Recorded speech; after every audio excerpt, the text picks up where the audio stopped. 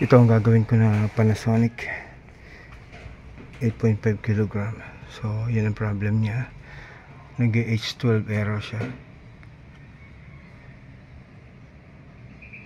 H12 yan. So sa wash pa lang yan. So off ko siya. Aba, ayaw mag-off. Ayaw mag-off.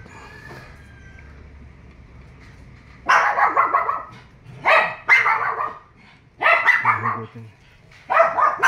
Hugutin.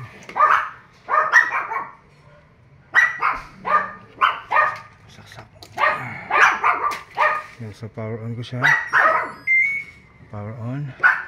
Then start. Yan, so initially iikot yan. Yan, umiikot siya.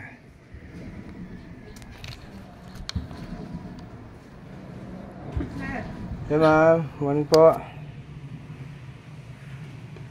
Yan din. Ano kayo naging ano na naman yan? Naman yan. Usual na nagiging problem dito na ganito yan.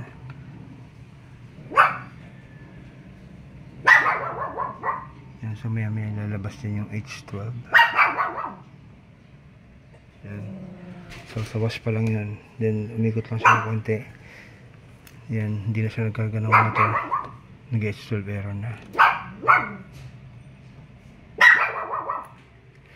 Yan, so gagawin ko na siya ngayon. Hopefully magawa ko agad. Yan, ang mahirap na problem naman dito kapag related sa boarding problem. Yan din, kapag hindi repairable yung problem, pag hindi ko repairable, so kailangan palitan yung board. So dito hopefully sa mga sensor ang problem niya. So kumisan kasi kahit na error siya, board ang problem kasi dyan pumapasok sa board yung lahat ng mga signal Yan. So hopefully magawa ko siyang mabilis. Yan. Kahit board yung problem, kumisan kaya ko namang ma-repair para hindi kailangan replace. Yung H12 usually sa mga sensor yan. So hopefully sa mga sensor lang ang problema niya. Ito yung maingay na maliit na aso. Usually kung sino pa yung mga asong maliliit, sila yung mga matatapang.